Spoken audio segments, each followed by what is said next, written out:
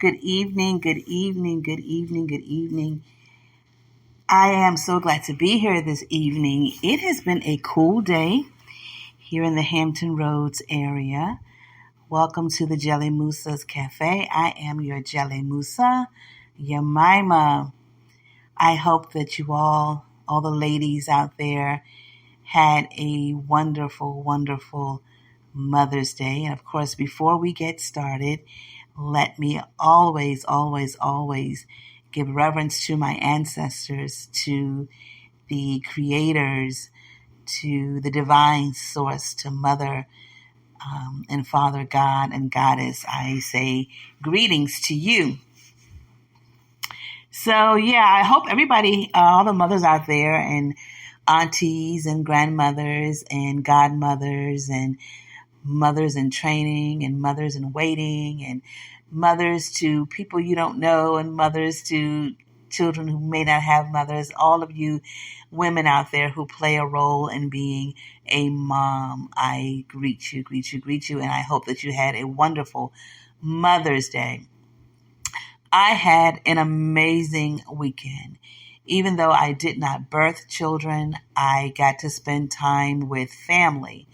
I went to my mother's and my father's home. My oldest brother still lives there. And I still go for different holidays. Mother's Day is one of those holidays that I continue to go to their home. Even though my mother has been with the ancestors since 2018, I still go to her home.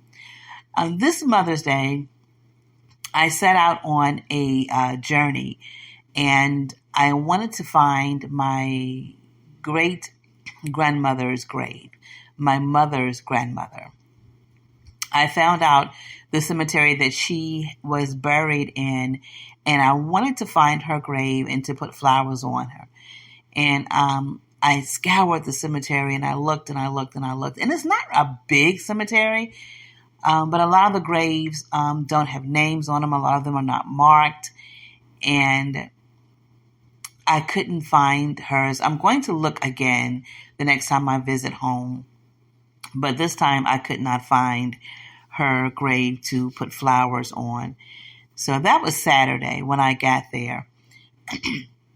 And then I went, one of my cousins, one of my second cousins, lives right across from the graveyard. And so I stopped by to visit with her. And she's mom's age, and her and my mom are first cousins, and they look like twins. And so I got a little teary-eyed looking at her because she looks so much like my mom. But so then I went on to my mom and dad's house. And I'm from the country. I'm one of those grits girls raised in the South. And my mother and father have a nice little home, and it sits on about 2 acres of land. And my father has the most beautiful lawn. He always kept his lawn just pristine. And my brother, he keeps it up very, very well. And so Saturday evening, after I had visited some other aunties and uncles, there was a storm coming up, and it had begun to rain. And it was raining really, really hard. And I sat on my mother's porch and just listened to the rain. And it was so, so peaceful and so, so beautiful. And I truly miss that, living in the city, even though it's not a big city, but living not living in the country anymore. You miss out on things that you don't think about or don't think that you miss. And even though I have a balcony, it's not the same. Because when I sit on my balcony, I'm looking at other people's, apartments. I'm looking at cars. I hear traffic.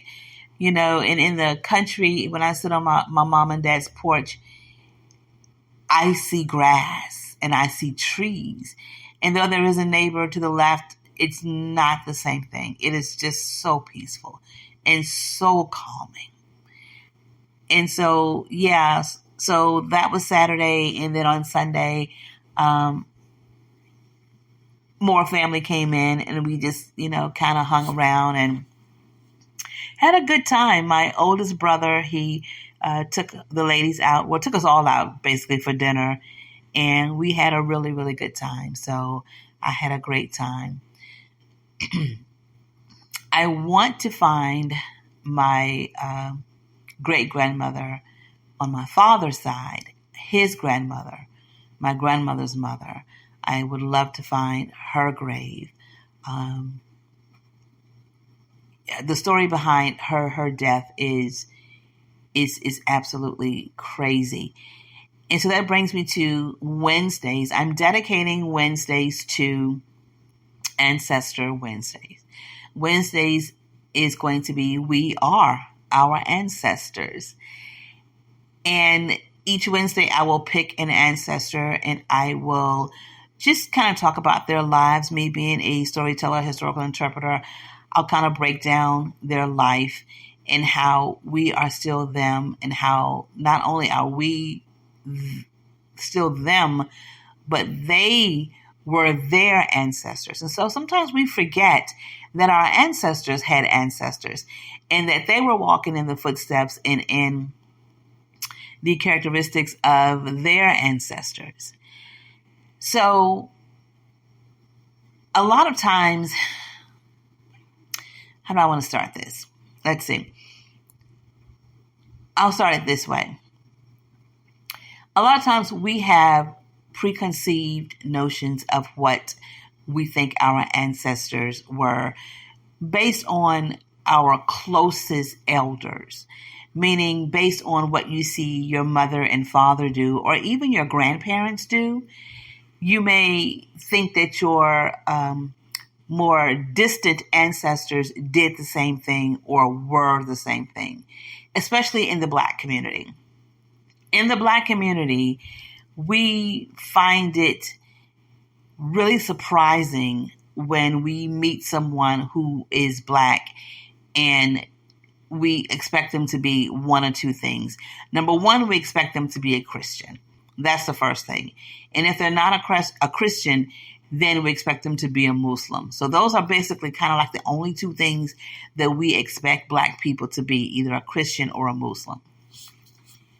And so we think that our ancestors are recent departed elders who are now ancestors because they went to church and they did this, that, and the other. We say, oh, well, they were a Christian. Or if they went to the mosque, then they must have been Muslim.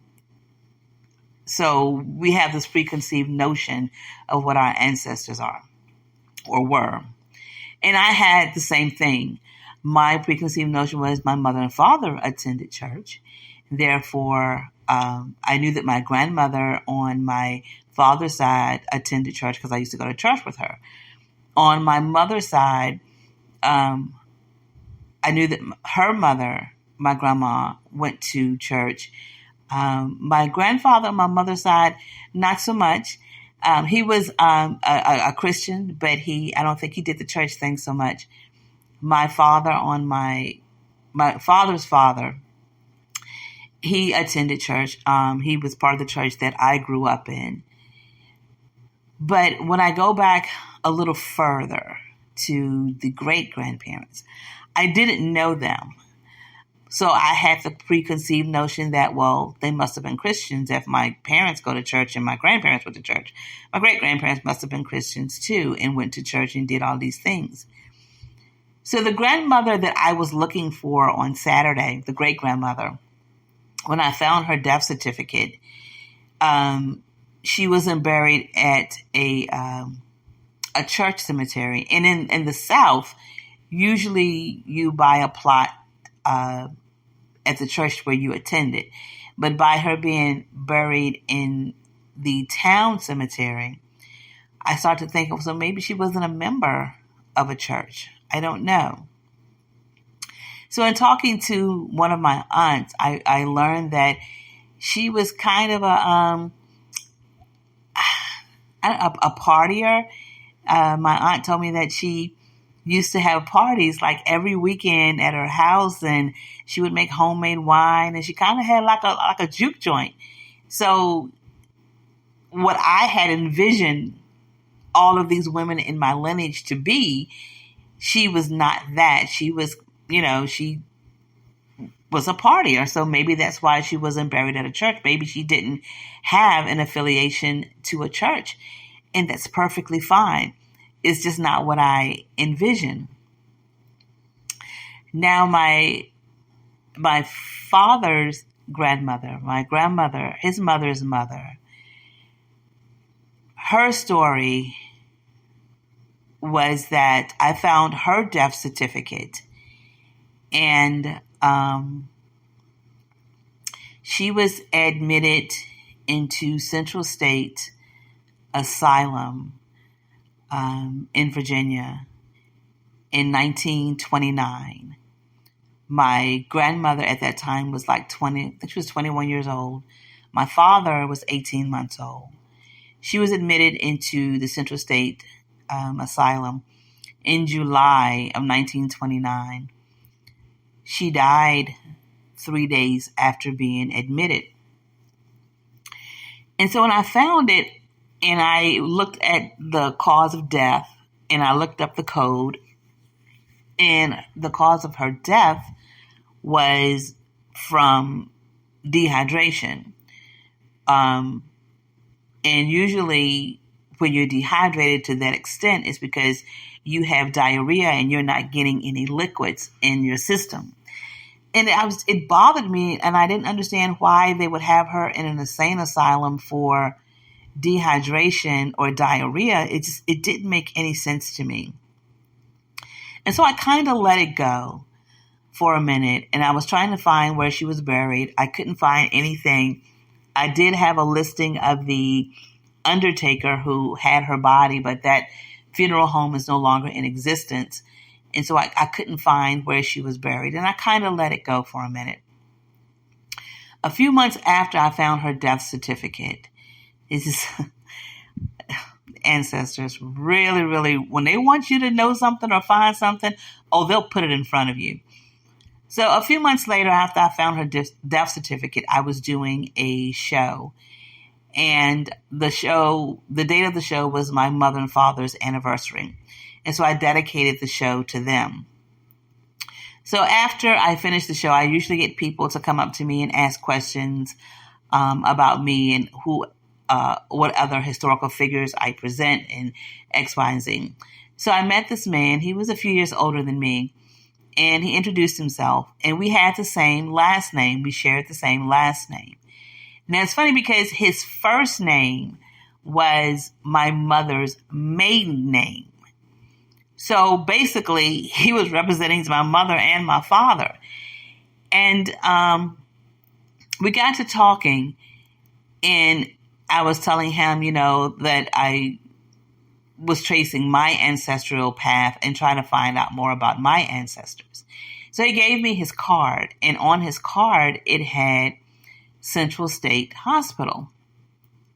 And I asked him, what do you do at Central State? And he said that he works there through a grant funding where he was digitizing the information, going back as far as he could, and entering information into the computers and getting some of that paperwork done, or getting rid of some of the papers. So I told him that I had traced my great-grandmother to have, transitioned while she was at Central State, and I wondered if he could look it up and maybe give me some type of answers. I gave him her name, and I emailed him and gave him her name. And a few weeks later, he emailed me back. He said, all I could find was that, she entered the hospital on such and such a date. She died 3 days later from dehydration, but I'm going to keep looking and maybe I can find something else. So I thought, okay, well, that's a bust. because basically he told me what I already knew. So time goes by. Now, apparently, sometime after that, he emailed me, and I either didn't see the email or I don't know. But this was in 2018. It was the same year that my mother transitioned. So here we are, 2023. And my great-grandmother is on my heart again. She's on my mind. And I'm thinking she's trying to communicate with me. She wants me to find something, and I don't know what it is. So I go back through my emails to look for the exchange between me and the guy, and I find another email that he had sent me that I don't remember reading. I know I didn't read it. And he says, he gives my great-grandmother's name, her age, when she was admitted. And then it says something about she was admitted for exhaustion, that for exhaustion due to an infection, admitted for an exhaustion due to an infection, and that the infection apparently caused dehydration. And so he goes on in the email to say, this is the first time I've ever seen anyone admitted to a psychiatric ward for an infection and exhaustion from an infection. He said, usually, if that's the case, then it may be TB, or it might be seizures.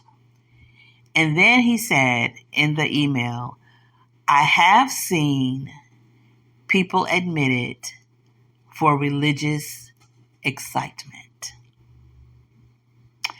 And I was thinking, what in the hell is religious excitement? So I looked it up, because Google is your friend. Religious excitement is when you have religious or spiritual experiences. It could be anything from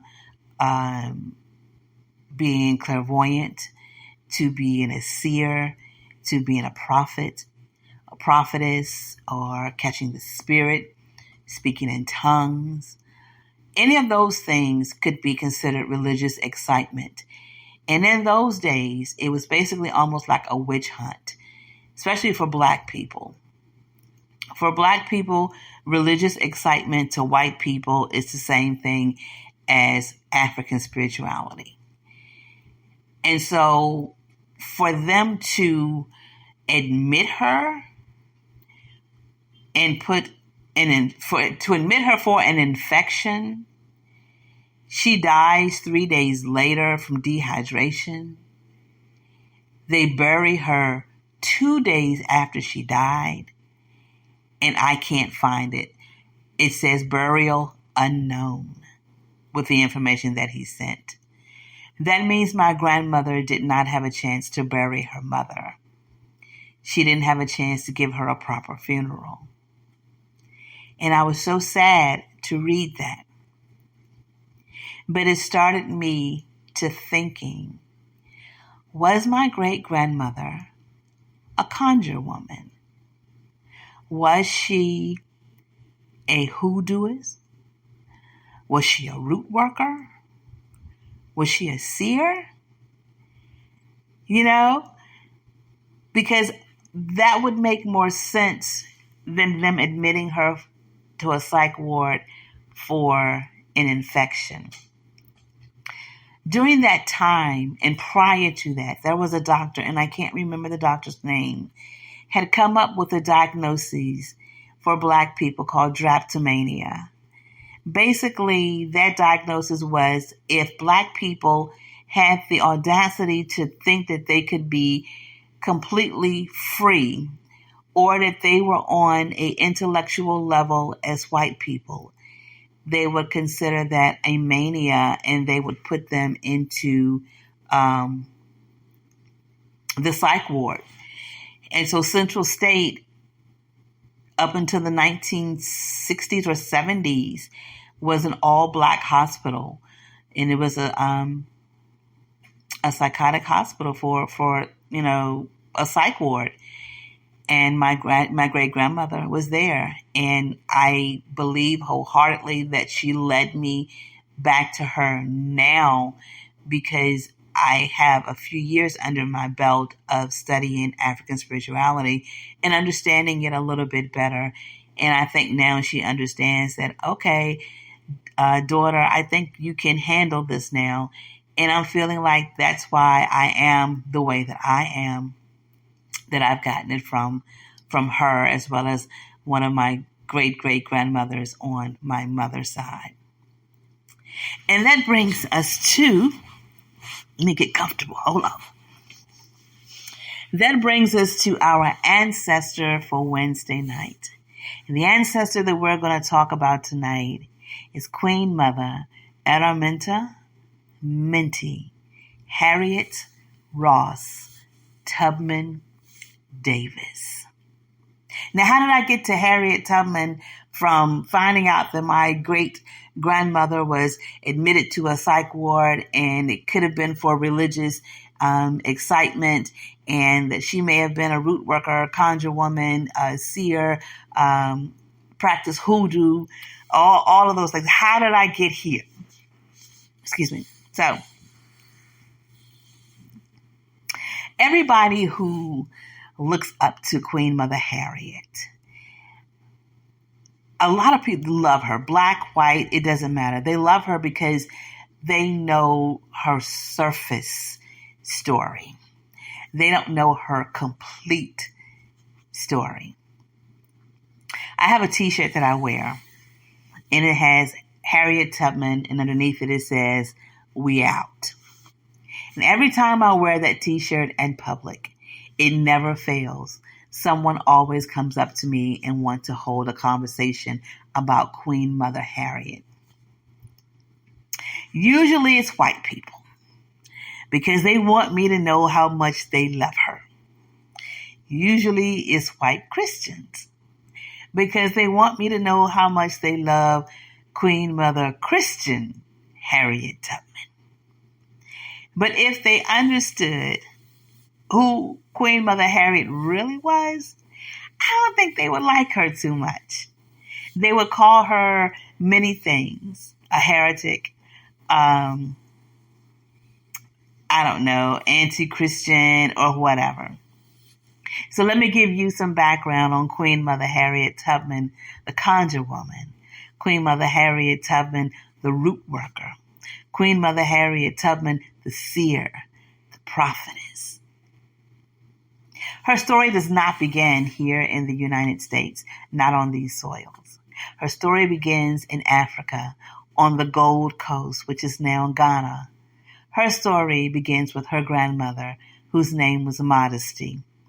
Now, there are no records of Modesty being her name before she was forced from Africa, or if Modesty was the name given to her once she arrived. She came on these shores in the late 18th century and came into the Maryland harbor on a slave ship. There is no record of any husband. She gave birth to a daughter in the early 1700s, around 1731. She gave birth to a little girl and named her Harriet. And there's no record of Harriet's father. So we don't know if he was an enslaver who took advantage of Modesty, or if he was someone that she met once she arrived and married, or, produced free labor for the enslavers. So there's no record of Modesty's mate. We do know that she gave birth to a little girl named Harriet. Harriet, I'm sure, grew up with Modesty telling her about Africa. Why wouldn't she?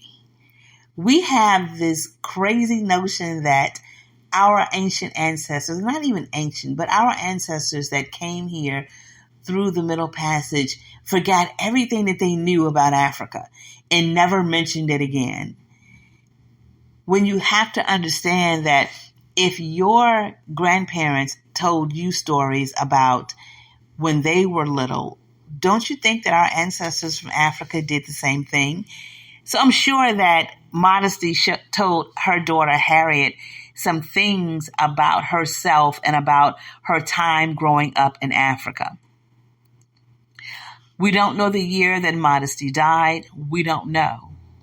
We do know that Harriet, her daughter Harriet, married a man named Ben Ross who lived on another plantation.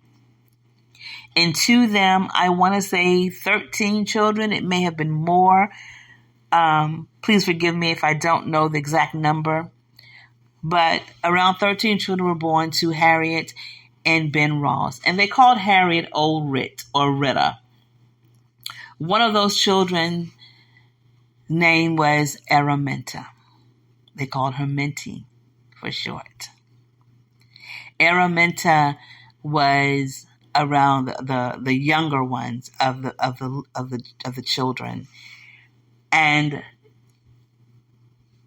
when she was a young girl, I'm sure that not only to Araminta, to Minty, but I'm sure to her siblings, her mother told them stories about their grandmother Modesty.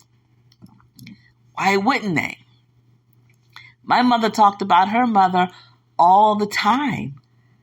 I felt like I knew my grandmother, even though she transitioned a year before I was born. I never met her, but I know her because my mother told stories about her. So I'm sure Harriet told Araminta and her siblings stories about Modesty.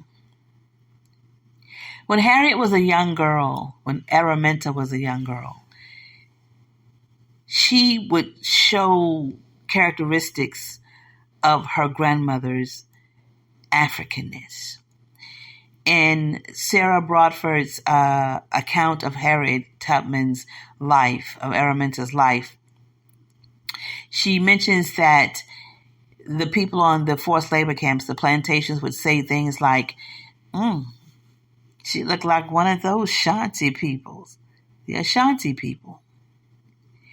And she took on those characteristics of her grandmother, Modesty, who was of the Ashanti nation. As she grew up and got older, she took on more characteristics of her grandmother. Now, I don't know if her siblings did. They probably did, but because Araminta was the most famous, her life is the one that's in the forefront. Her life is the one that everyone knows about. Her childhood is the childhood that people researched and talked about. So as she got older, she started to exude more of her grandmother Modesty's Africanness. So that kind of blows the theory of Black people thinking that Africans were Christians before they left Africa. They were not. And so Harriet, or Araminta, was hired out as a child to different plantations. And one of the jobs that she had was to weave. She was supposed to sit at the wheel and supposed to weave cloth. Now, one of the famous cloths that the women would weave, or the people would weave in Ghana, is the kente cloth. That is the most recognizable African cloth that we see, the kente cloth and the mud cloth. But the kente cloth is specific to Ghana. And so Araminta was hired out to weave for a white woman, and she couldn't do it. She could not. She talks about how her feet would get all tangled up in the pedal, and she couldn't weave. Well, it comes to find out that in Ghana, it is the men who weave the fabric. The women go out actually and do work like men, or the same type of work the men do. The only time that they don't, or the reason that they may not do it, is because they are becoming mothers or they have children. But the women were warriors. They were warriors. And so Araminta could not understand why she couldn't weave this, she couldn't connect the dots. Well, come to find out, she wasn't supposed to. It wasn't in her blood to do so. Other ways that she was like her grandmother's modesty and the Africanness in her that she got from her grandmother. She was in a store one day, and a young enslaved boy came in, and he was being chased by the overseer. And the overseer picked up a weight and threw it, and Araminta got between the boy and the overseer, and when he threw the weight, it hit her right between her eyes, and right where the third eye would be. Queen Mother Araminta carried that scar for the rest of her life. But not only did it scar her, but it opened that third eye. She started having what people would call fainting spells. We would call it today narcolepsy, where she would just fall asleep. But in those times that she would fall asleep, she would have visions. And the Spirit of God would talk to her and show her things. Well, the women or the people of Ghana, of the Ashanti nation, they believed in spirits. They believed in African spirituality. They believed in dreams, in visions. They believed in nature having a soul, and that you had water spirits and you had nature spirits and all of those things. And they interpreted dreams. So when Araminta started having dreams and visions, when her times when she would, what they call, have blackout spells, that's when the divine started talking to her about, you know what, you're the one that's been chosen to lead your people to liberation. And when she told her mother and the other people on the plantation about her dreams, they didn't bat an eye, because they had already knew who Modesty was, and they already knew that she was of the Ashanti nation, and they were also descendants of Africans, so it didn't faze them. The only person that didn't take her seriously, or the only person who kind of said, girl, get out of here with that crap, was her husband, John Tubman, the piece of crap. Is really what he was. He was a piece of crap. But he didn't agree with her dreaming and saying she was going to liberate people. He just didn't believe all that. But that was something else that was in her DNA. Something else that was in her DNA was that she could speak things into existence.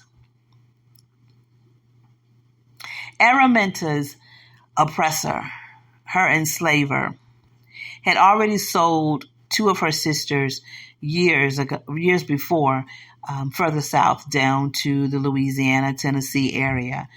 And he was having some debts called in, and he was about to sell some more property. And Araminta had heard that she may end up on the auction block, and she didn't want to go south.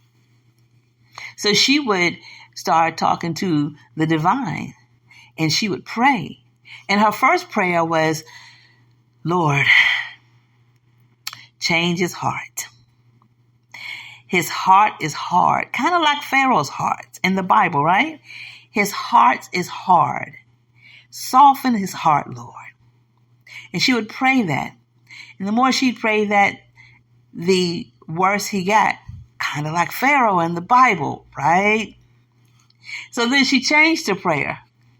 She said, well, Lord, if you ain't going to change his heart, well, take him out the way, because I got work to do. And I'm paraphrasing. I got stuff to do. And he is in my way. And 2 weeks after she prayed that prayer, he was dead. She understood the power of the tongue. She understood even then that black girl magic. Now, she was sad of of the fact that she had asked of the divine for this request, and he honored it, or she honored it. And Araminta is quoted as saying, I would have given all the gold in the world to bring that poor old soul back, but I couldn't do anything for him anymore at this point. And so she understood the power of her tongue and her words. And she wasn't about to waste her prayers on anybody else for that, when she could use her prayers to liberate her people. See, she understood that if she truly believed that the divine, that God could do what they said they could do, why would I ask for something as small or as useless as a parking space? Somebody gonna get it. Why would I ask God to give me a parking space closer to the front of the store if God holds so much power and could grant me whatever I'm asking for? Because the Bible says, whatever you ask in my name, that I will do, supposedly. So why would I minimize my requests to something as small as a parking space in the front of the store as I drive past the homeless person outside of the parking lot? And so Queen Mother Araminta understood that she had this gift. And she knew this gift came from her ancestors. Whenever she would have her sleeping spells, when she wake up, the divine had given her instructions. And sometimes she would have dreams, and it's quoted as her saying that she would see women in white. Now, when Sarah Bradford, when she wrote this out in her biography of Queen Mother, she said that Harriet said she would see white women. I believe Harriet said she saw women in white. But understand the times that the story was written, and understand the audience that it was written to. Even in writing her story, you had to invoke a white savior. But Queen Mother said she saw women in white. And I think the Bible puts it as a cloud of witnesses. She also said that she would dream that she was flying. And she was flying over the plantations, and she could see people being oppressed and seeing people tortured. And she knew it was her job to liberate them. And visions and dreams of her flying is nothing, because we all know the stories about the Africans flying. Virginia Hamilton has a book called And the People Could Fly, and it's not far-fetched. There are still people in Africa today. I want to say it's the Maasai nation, but don't quote me on it. But we have video of Africans levitating 20, 30 feet in the air. So Black Africans can still fly. So her dreams were not too far from the truth. Another thing that she received through DNA from her grandmother, Modesty. Her father, and though we don't know his ancestry, we do know that it's African. We do know that much. We just don't know what nation of people that he came from. But he taught her how to use nature. He taught her how to listen to the water and which way it was flowing. And if you could tell the way that it flows, whether the tide was high or low, so that when she self-liberated, she would know whether she could cross the waters or not, just by listening to the way that it flowed. Also, he taught her how to, of course, the moss growing on the north side of the trees, how to use the phases of the moon that would give her the most light at night.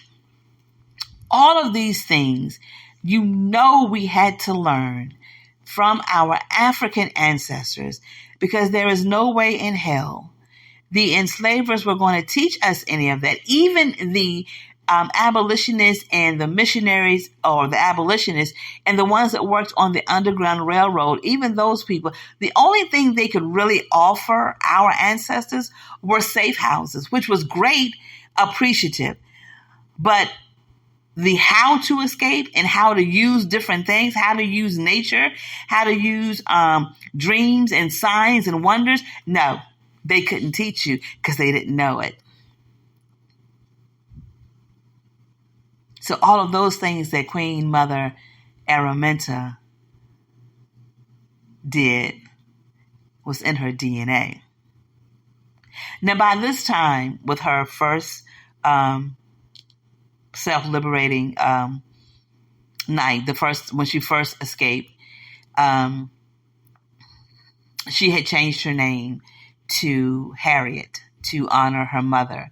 Now, there is some discrepancies as to when the name change happened. Some say it happened before she left the plantation. Why she changed her name, I don't know. Nothing is written about why the name was changed. Some say it was changed once she got to freedom, and William Steele asked her if she wanted to change her name, and she said change it to Harriet. So I don't know. But we talk about Queen Mother, and we kind of we started with the underground and we stop it with the underground. And she was so much more than that, so much more.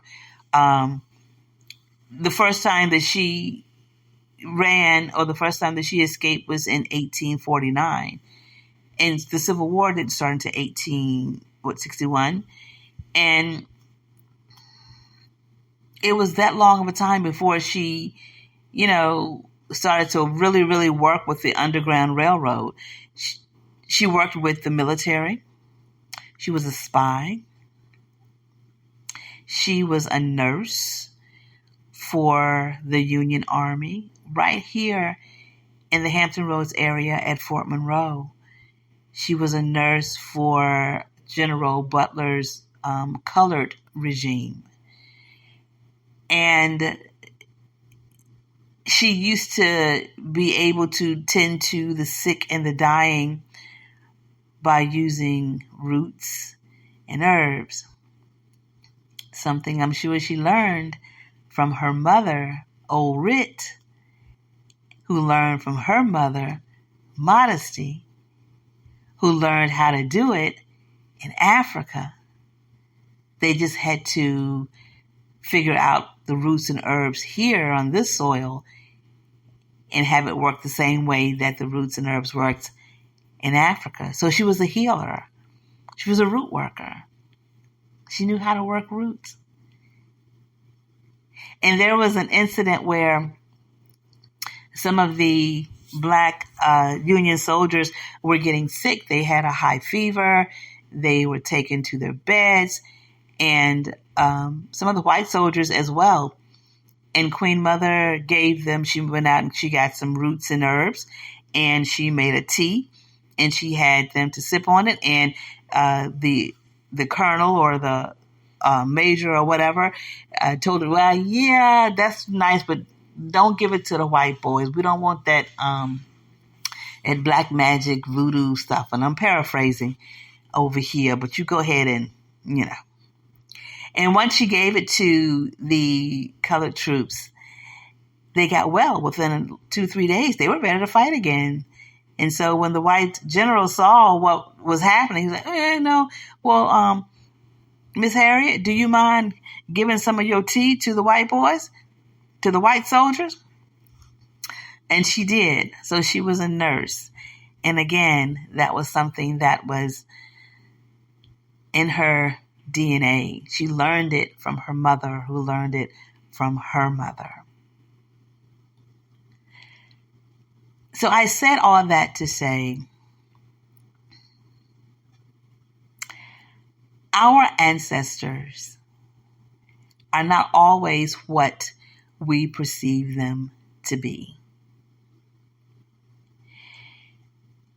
Everybody perceives Queen Mother Harriet to be this stand-up Christian woman. And it is also quoted as her saying she didn't like the New Testament. She didn't like the turn the other cheek. She didn't like the slaves obey your masters. She preferred the stories of the Old Testament about liberation. And I find it self-gratifying, I guess. That's the word. Well, they called her the Moses of her people. And when she needed the divine to do something for her, all she had to ask was one time. Lord, if you ain't going to change his heart, take him out the way.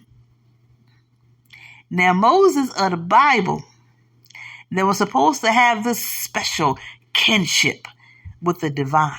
I mean, the divine revealed himself in a burning bush to Moses. And then the divine hardened Pharaoh's heart. And every time Moses would go back to the divine and say, he ain't going to let him go, the divine would do something worse or something to harden his heart even more. And again, all Queen Mother Harriet had to do was ask. And it took the divine in the Old Testament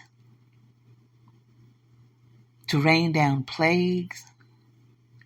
Moses had to show all of his magical prowess in order to get his people liberated. And the last straw, the divine slaughtered African babies to show his power.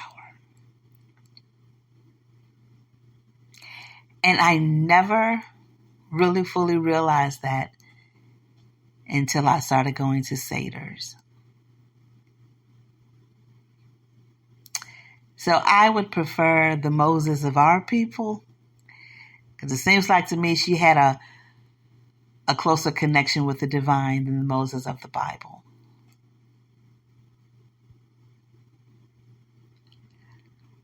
But I say that, and I think about my great-grandmother and the thought of what I had envisioned her to be is not what she was.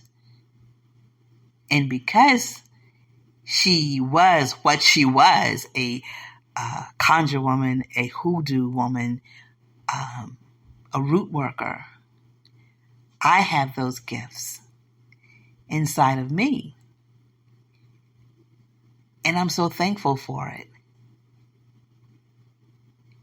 And the descendants of Queen Mother Harriet have those gifts inside of them. But they're dormant. And maybe some people need to be hit square in the middle of their eyes to open up that third eye, to activate those gifts that our ancestors left for us, that they gave to us. So Queen Mother Araminta Minty Harriet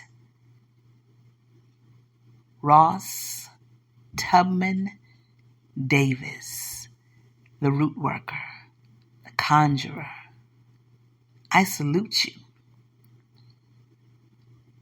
There is a book written by Ta-Nehisi Coates, and I can't remember the name of the book. The Water Dancer. And the book is written about the human trafficking period, the Middle Passage period. And in the book, there is Harriet Tubman. And the book is very spiritual. And it talks about the spiritual side of Harriet Tubman and her visions and things of that nature. And so I was part of a group some years ago. And the group would have it was like a book club. And they would select a book each month, and they would read it and then come together and discuss it. And The Water Dancer was one of the books, and we read it, and we came together to discuss it. And I was sitting at the table with an elder Black woman and 3 other white women, and we were discussing the book. And so when it got to the part about Harriet Tubman and her visions and her being a seer and seeing spirits and all of those things, the white women were like, I just didn't understand all of that hocus pocus stuff. It was just mind-boggling the way that they talked about the things that she could say, and I just didn't understand it. And so I asked them, I said, if the writer had prefaced the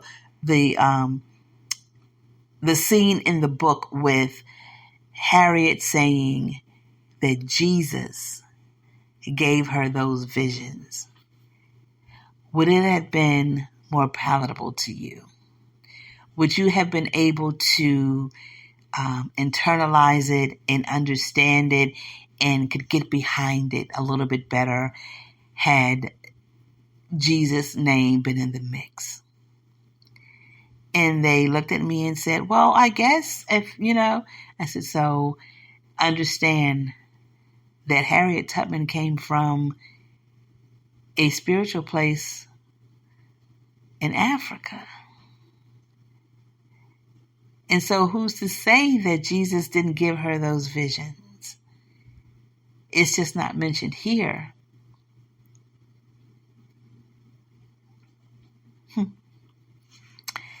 Yeah, we gotta get away from that thinking that every Black person you meet is a Christian or a Muslim. Some of them atheists. But yeah, so that is our ancestor. We are our ancestors. We walk in their footsteps. We walk in their characteristics. We are blood of their blood, flesh of their flesh, bone of their bone, spirit of their spirit. Stop denying it and stop fighting it. You are blocking your blessings because you are or you have a colonized mind. You have a colonized spirit. You have a colonized attitude. Get rid of it. All right, I'm going to get out of here. We are our ancestors, the spiritual warrior, Queen Mother Harriet Tubman has been our ancestor for tonight. I will see you guys, or I will talk to everyone later on this week. And I don't know what the topic will be. Probably part 2 of my spiritual journey. I think when I left off the last time, I had left home. So let's see where my journey took me after I left the little old town that I was raised in. Have a great morning, afternoon, evening, night, weekend, depending on what time you are listening to this. Please share this podcast because I'm dropping some jewels. You guys are learning some things that you will never get in school. You'll never get in a church. You will not get this information from mainstream storytellers. You won't get it. I'm here to decolonize your mind and get back to the Black excellence and the Black power that we had before colonization. We had it during colonization. It seems as though we just gave up and said, hell with it. Just go ahead and take it and do whatever it is you can do with it. But the devil is a liar, and the truth ain't in him or her or whatever. We're going to take our power back, one story at a time. You are going to learn something if you listen to my podcast. Until next time, may the ancestors and the divine watch between me and thee while we are absent one from another.